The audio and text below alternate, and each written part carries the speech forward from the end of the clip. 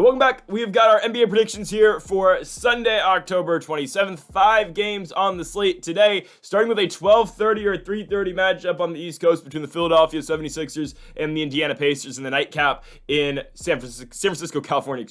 You've got the Warriors taking on the Los Angeles Clippers. So let's get right into it, folks. We're going to have our UFC predictions out later today for our UFC Fight Night Edmonton with Brandon Moreno and Amir Albazi in the main event. But of course, NBA predictions daily here on the channel. So folks, if you haven't yet, though, make sure to hit that subscribe button down below for more and leave a like again if you are enjoying the daily NBA picks here on the channel. Let's start things off here with the Sixers and the Indiana Pacers. So surprisingly, Philadelphia is 0-2 to start the year. I don't know if that's surprising or not, considering, no, I would say it is with that Raptors loss 2 nights ago. They've just struggled to score, I would say. I mean, again, no Joel Embiid, no Paul George. We're relying on guys like Kelly Oubre to score the rock. Obviously, Tyrese Maxey is going to get his run, but Oubre with 28 points in that loss at Toronto Friday night. Again, you're glad to see the production out of a guy like Oubre, but still, is that really the guy you want leading your team in points? Not ideally. Obviously, again, Oubre is the starting 3 for this team, but no Paul George, no Embiid. I don't know when those guys are coming back, but obviously, again, I think Embiid will be back probably next week. Paul George with the hyperextension of his knee.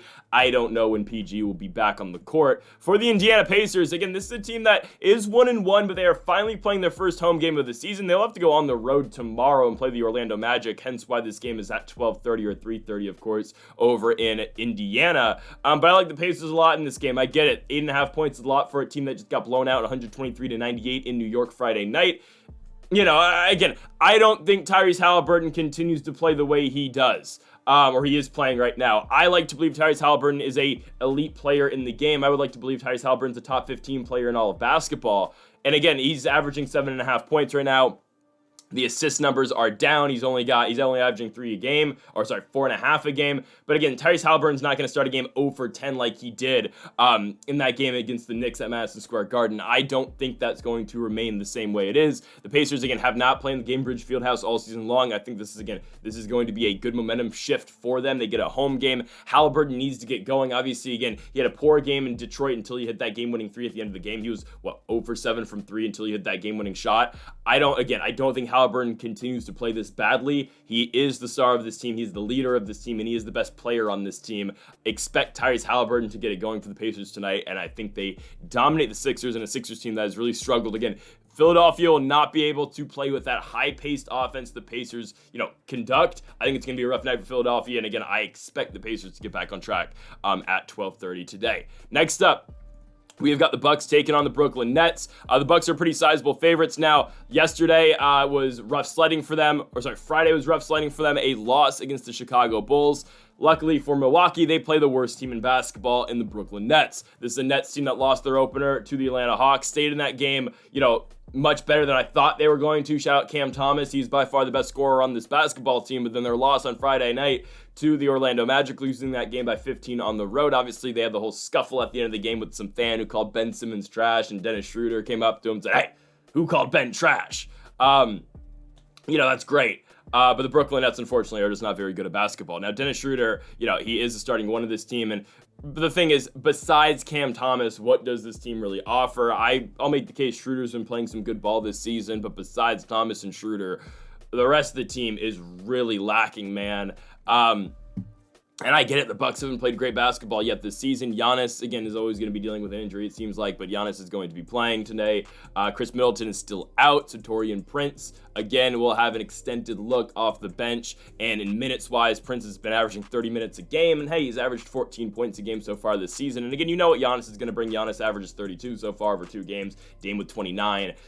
Expect the Bucks to dominate the Nets here. Again, they had a rough game last week. I'm not too concerned about how they're going to play going forward. Again, Milwaukee's one of the premier teams in the Eastern Conference. They're in the top 5, I would say. Give me Milwaukee to absolutely steamroll Brooklyn. Again, once Cam Thomas isn't on, and if Cam Thomas ever has a bad night, Brooklyn isn't effectively able to score the basketball. So give me Milwaukee to absolutely roll the Nets in Brooklyn. I like the Bucks to dominate and cover the 9 points as well, even coming off that loss on Friday night to the Bulls. Next up, we go to Portland. We have got the second game of this 2-game stretch between the Pelicans and the Trail Blazers, and now the first game was close. I thought it was an absolute lock that the New Orleans Pelicans were going to cover 6.5 against the Trail Blazers that first game. this is when they cover 6.5. They're not going to have back-to-back close games with the Portland Trail Blazers. You can count on that, okay? This is the game the Pelicans absolutely dominate, okay? Jordan Hawkins led their team in points last game. That's awesome. But now this is where Brandon Ingram starts to take over. This is where Zion Williamson starts to take over. And now the Pelicans are going to absolutely dominate this Trailblazers team. The Trailblazers are just, the epitome of mid. I get it. Jeremy Grant went off in their last game, scored 30-something points. DeAndre Ayton's been doing a decent job on the glass. I will continue to say the Portland Trailblazers are one of the worst teams in the Western Conference. They just are. They finally go on the road after this game tomorrow in Sacramento. They've had 3 straight home games. Again, this is the second of 2 with the Portland Trailblazers. The second of 2 for the Trailblazers with the Pelicans. I don't expect Portland to keep it close with New Orleans in back-to-back games. I just don't think so. Again, they had their close game. Now New Orleans should have them figured out. It was Zion's last game on Friday night. I think New Orleans this time truly takes over. I'm going to make this the best bet of the day. I think, we're going to make it. We're going to make this the best bet of the day. Again, the way Golden State was able to absolutely score at will against the Pelicans was impressive.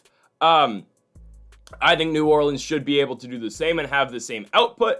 Again, a 2-point win is not going, they're not going to have just another 2-point win over the Trailblazers. They should dominate this game. Expect Zion to get going, expect Brandon Ingram to get going as well. And I like the Pelicans to dominate on the road and cover the 6.5 against the Blazers. Now let's go on to the game of the day. We have got the Oklahoma City Thunder taking on the Atlanta Hawks. 2-2-0 teams playing now in OKC. And this is a very good game. I don't think the spread should be where it's at. Actually, maybe it should. I'm just taking the Hawks to cover the 9.5, but we're taking the OKC Thunder to win the game. Again, best team in basketball. Saw them last night. They went to Chicago, dominated. They return home to Oklahoma City, and they should beat the Hawks. But I do think Atlanta covers. I will get to that in a minute.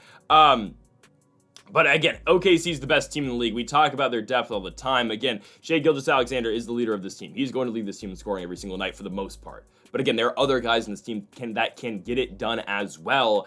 And just their depth as a whole is so impressive. I mean, look at the production they get out the bench. Again, they've got the starters, of course. You got Jalen Williams, who scored 24 last night. You got Shai Gilgeous-Alexander, who scored 23. Chet Holmgren scored 21. But again, the production they get out their bench as well. It might not just be in terms of scoring, but in defense, in terms of moving the rock as well. Again, you've got guys like Wiggins. You've got guys like Alex Caruso, who again is not going to put up points. He put up 3 points all night, but he had 22 minutes and played very good defense and moved the rock and, grabbed some rebounds as well. They just have very solid role players on this OKC team, and everybody does their job. And this is why I'm never concerned about ever taking the Thunder, is because they have 3 really good scorers on offense, or in their starting unit.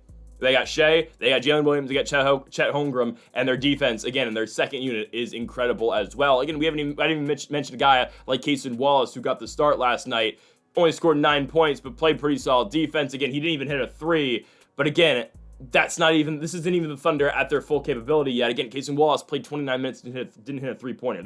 That's what this guy is known for. I mean, he had a dunk, I believe, in the first quarter, but Cason Wallace is known for, shooting threes and launching them all game long, and he didn't even get that in their game against the Bulls. And for the Hawks, again, I've been impressed so far this season. I get it, the teams they've played are bottom of the barrel, Brooklyn and Charlotte, but they've been able to get out of there with victories, and Trae Young, again, is the most underrated superstar in all of the NBA. That game against the Nets on Wednesday, 30 points, 12 assists. Friday night against the Charlotte Hornets, 38 points, 10 assists. Again, Trae Young is so underrated in this league.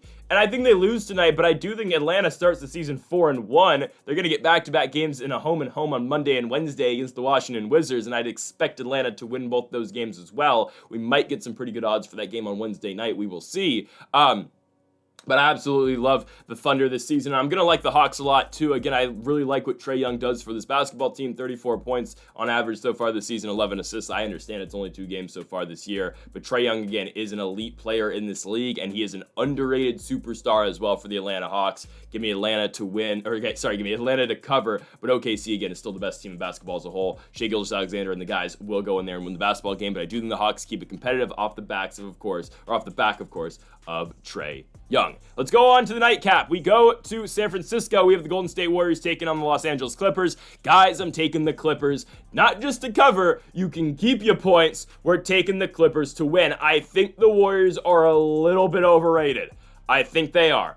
I get it. They beat up on the Jazz. They beat up on Portland. And now they get their season opener, their home opener against the Clippers. I completely understand that. I don't know if this team's able to keep up what they've been doing so far this year. Is Buddy Hield going to continue to score at the rate that he is? Again, 24.5 points per game so far this season. He's only averaging about 18 minutes. Is Buddy Hield going to continue to do that?